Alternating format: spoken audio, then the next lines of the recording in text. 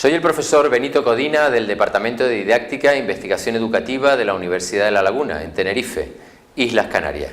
También soy especialista en rehabilitación de personas con discapacidad visual. Dentro de los requisitos para las habilidades de desplazamiento de los niños deficientes visuales, un componente muy importante es la percepción áptico-táctil. Lo primero que cabría plantearse es qué diferencia hay entre la percepción áptica y la percepción táctil. La percepción áptica es aquel proceso de carácter activo, proceso perceptivo, claro está, en el que la persona toca algo. Por lo tanto, hay una exploración activa de un objeto, como puede ser recorrer una caja o recorrer una superficie con una determinada textura, bien sea terciopelo o bien sea una superficie rugosa, etc.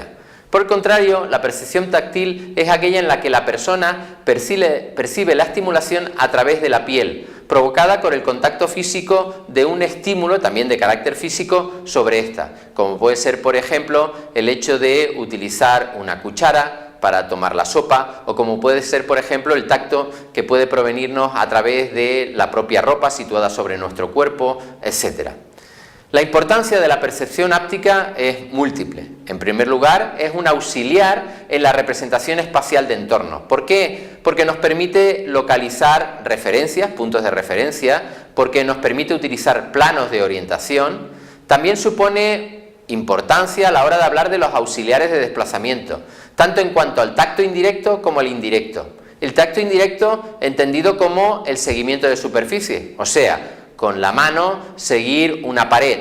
En el caso del tacto indirecto, por ejemplo, la información que nos ofrece el bastón largo a la hora de tocar distintos tipos de superficie, como puede ser, por ejemplo, un suelo de asfalto o como puede ser el césped de un jardín, etc.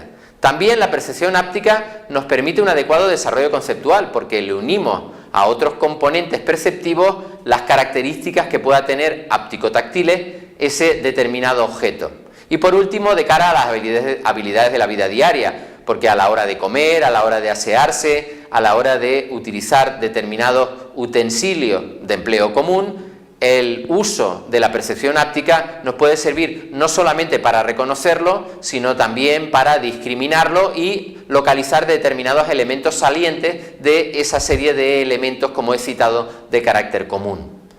Un ejemplo, como he dicho antes, del tacto indirecto podría ser aquel que nos ofrece el bastón a la hora de tocar distintos tipos de superficie que le pueden permitir al niño deficiente visual discriminar entre, por ejemplo, el acerado de lo que podría ser el asfalto de una superficie rodada, de una calle, de una carretera.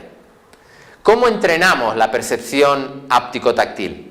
Bien, hay que tener en cuenta que dicha percepción es un proceso analítico, por lo tanto se trata de, en primer lugar, ser consciente de que hay algo, analizarlo, identificarlo, discriminarlo y a partir de ahí saber qué utilidad tiene, para qué nos puede servir, pero también hay que tener en cuenta sus limitaciones y es la fácil y rápida saturación que ofrecen nuestros elementos de percepción áptico-táctil.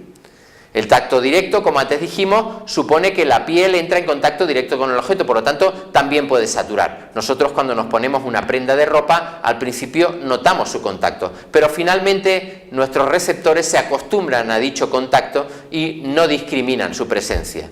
En el tacto indirecto, recordemos que hablábamos de la exploración de un instrumento, que bien podía ser un bastón o un tenedor, que se interpone entre el objeto explorado y la piel. Si evidentemente no lo usamos, por lo tanto a partir de él no exploramos, también podría producirse una saturación, una familiarización no deseada con aquello que estamos tocando. Aquí tenemos un ejemplo, como citaba, del empleo de un tenedor para que a través de él podamos identificar la distinta dureza con textura de elementos tan salientes como puede ser un vegetal o carne o pescado, etcétera, etcétera.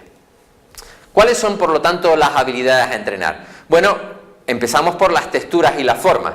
En este sentido hay que procurar que el niño sea capaz de agrupar texturas y formas en función de su condición, por ejemplo, de su dureza o de su más o menos carácter blando, también a partir de su rigurosidad, que sea capaz de clasificarla y que inclusive sea capaz de describirlo. Quiere decir, cada textura tiene, dentro del desarrollo conceptual, una descripción. Y en este sentido hay que identificar distintos tipos de ropa, distintos tipos de superficies, etcétera, etcétera.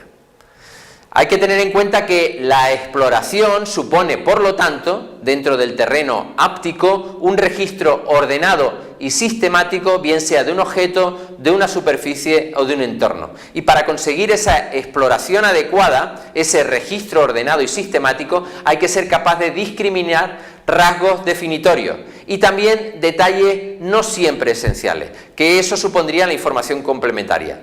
Los rasgos definitorios serían la información básica, pero utilizaremos la información complementaria para asegurarnos de que aquello que hemos percibido sea realmente aquello que estamos identificando.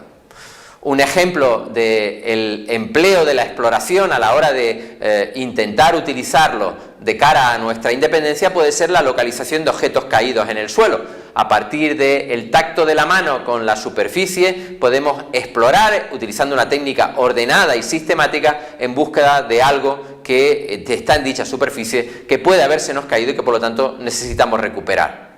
Bien, la secuencia para la exploración que hay que instruir al menor debería ser, por un lado, enseñarle las características de un objeto en cuanto a su tamaño, forma y textura, para que a partir de ahí y de movimientos arriba, abajo, derecha, izquierda, vaya identificándolo.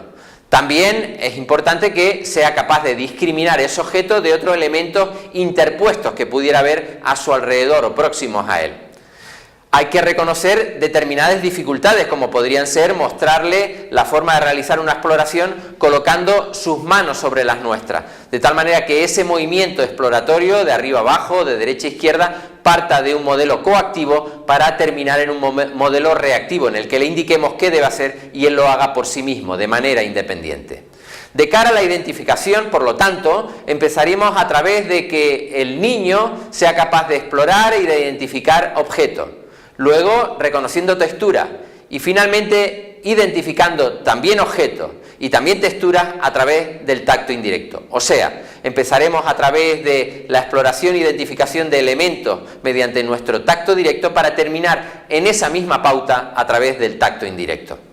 La secuencia, por último, para la discriminación tendrá que ser, en este caso, a través de la clasificación de objetos con similares características y también a través de la clasificación de textura. Y a partir de ahí, ser capaz de discriminar entre unas y otras, entre más rugosas y más lisas o entre objetos cuadrados y redondos con características, en este caso geométricas, diferenciadas. A través de esa secuencia de aprendizaje del uso de la información áptico-táctil estaremos incluyendo en el repertorio del niño unas habilidades que luego le serán muy útiles de cara a la exploración en sus habilidades de desplazamiento independiente, bien sea de superficie guía o bien sea en la localización de lo que podría ser un punto de referencia a la hora de tomar una dirección, a la hora de orientarse o de un punto de información que refuerce, que le permita tener un elemento complementario para asegurarse de que está llevando a cabo una ruta, un desplazamiento correcto. Muchísimas gracias.